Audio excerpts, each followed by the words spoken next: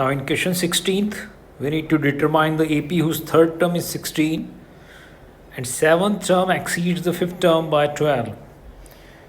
एक AP है जिसकी third term 16 है. This is the first information. And seventh term exceeds fifth term, यानी seventh term fifth term से 12 more है. ठीक है, तो seventh term is 12 more than fifth term. Okay, so now we have two equations. So A3 is the third term, which is A plus 2D. Seventh term A7 is A plus 6D. A5 is A plus 4D. Okay, तो ये A is cancelled out. इस 4D को उधर shift करते हैं तो minus हो जाएगा. So 2D is 12. So D is 12 upon 2. Now D is 6. Now substitute this value of D in first equation. So A plus 2D and D is 6.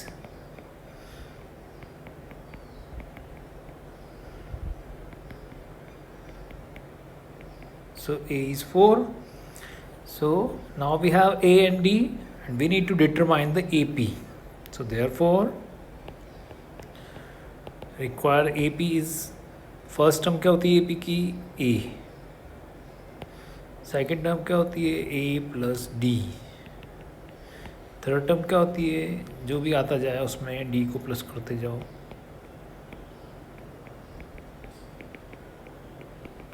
तो ये बन गई 4, 10, 16, 22. This is the AP. In 17th question, we need to find the 20th term from the last term of the given AP. ठीक है, इसमें हमें पीछे से 20th term फाइंड करनी है. ठीक है, तो क्वेश्चन तो वही है 20th term फाइंड करना, लेकिन सीरीज उल्टी करनी पड़ेगी. ठीक है, तो अगर हम सीरीज को उल्टा कर दें तो भी AP होगी 253, 13, 8, 3. ठीक है, तो यहाँ पे अब अगर हमने सीरीज़ को उल्टा कर दिया तो अब हम आगे से 20 टर्म फाइंड कर सकते हैं. तो बच्चों A तो हो गया 253 फर्स्ट टर्म, D हो गया कॉमन डिफरेंस, किसी भी दो कॉन्सेक्यूटिव टर्म को माइनस कर देंगे. ठीक है, आगे वाली टर्म में से पीछे वाली टर्म को, तो कितना आया -5. अगर इधर से देखते हैं तो D पॉजिटिव होता है 8 - 3, लेकिन सीरीज उल्टी कर दी तो अब D हो गया नेगेटिव. और इसकी हमें 20 टर्म फाइंड करनी है. सो n is 20. So an is given by a plus and -1 into D. So A20 is a plus 20 -1 into D.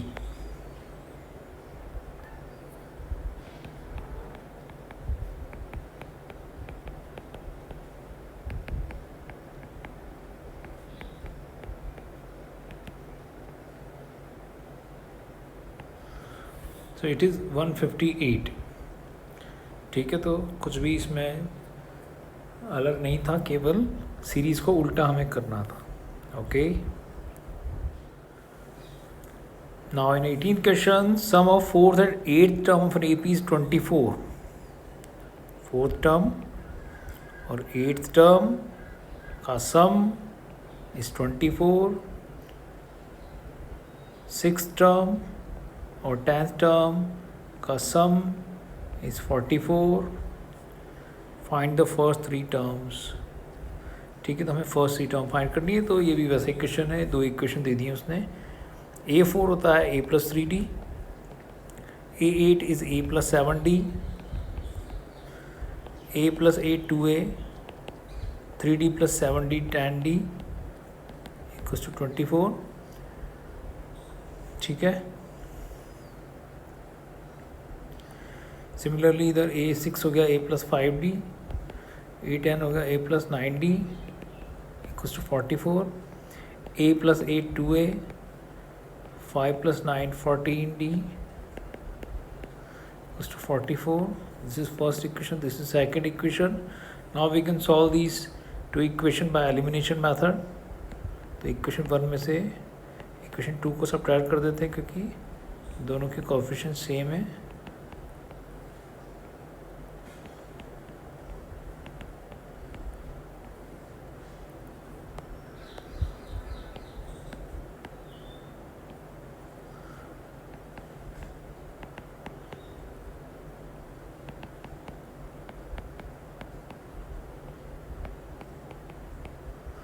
So d is 15.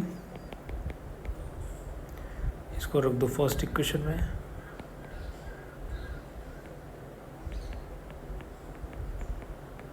To a plus ten d equals 24. D की value रख दी हमने.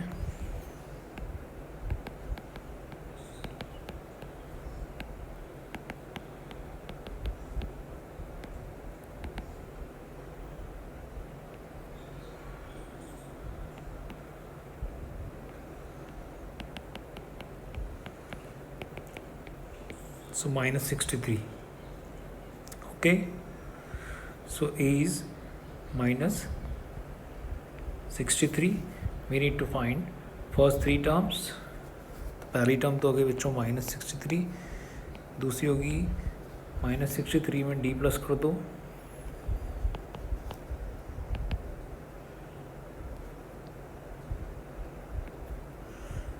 फिर minus 48 में कर दो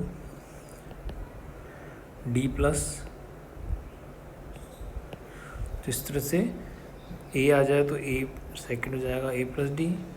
फिर जो भी आता जाए उसमें d प्लस करते जाओ. a प्लस डी में फिर d प्लस कर दो, a प्लस 2d हो जाएगा. So in this way we can find an A P.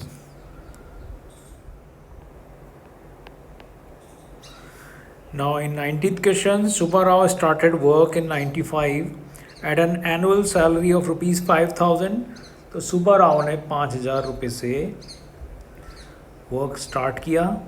Salary 5,000 थी. And he received an increment of 200 rupees each year. हर साल 200 रुपये उसकी तनख्वाह बढ़ जाती है. So in which year did his income reach rupees 7,000. तो यानी बच्चों 5,000 रुपये उसको मिलते थे. फिर एक साल बाद उसकी सैलरी बढ़ के 5,200 हो गई. और फिर एक साल बाद 5,400. इस तरह से अगर हर साल बढ़ती रही तो कौन से साल में जाकर उसकी सैलरी 7,000 हो जाएगी. So clearly this is a problem based on arithmetic progression because we are adding a certain number to get the following number. So this is an AP whose first term is 5,000. So common difference is 200, the increment, and last term, that is nth term, is 7,000. We need to find number of term. So an is 7,000. So a plus n minus 1 into d is 7,000. a is 5,000 and हमें find करना है d is 200.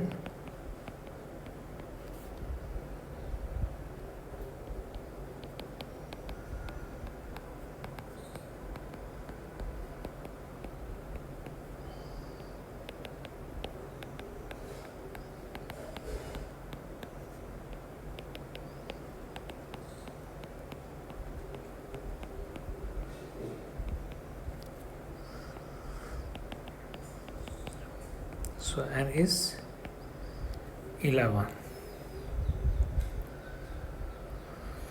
यानी 11th year में जाके उसकी salary 7,000 हो जाएगी. ठीक है, तो इस तरह से वर्ड प्रॉब्लम भी आती है. Another question based on word problem. Ramkali saved rupees 5 in the first week of a year and then increased her weekly savings by rupees 1.75. So in nth year, in nth week, her weekly savings becomes rupees 20.75. तो 5 रुपये थी उसकी पहले week में saving, फिर उसने 1.75 बढ़ा दिए, तो अब उसकी सेविंग हो गई 6.75। ऐसे करते करते किसी वीक में जाके उसकी 20.75 जो है वो सेविंग हो जाएगी। तो कह रहा है कौन से ईयर में जाके, कौन से वीक में जाके ऐसा होगा। तो वही जैसा ही क्वेश्चन है, first term is 5, common difference is 1.75, last term is 20.75. So an is 20.75. So a plus and minus 1 into d is 20.75. Now a is 5, d is 1.75.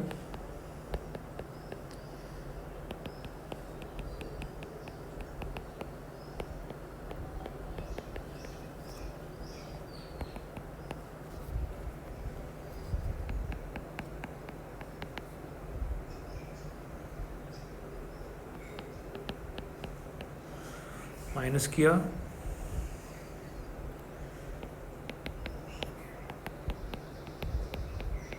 .75 उधर जाके डिवाइड कर देगा उसको,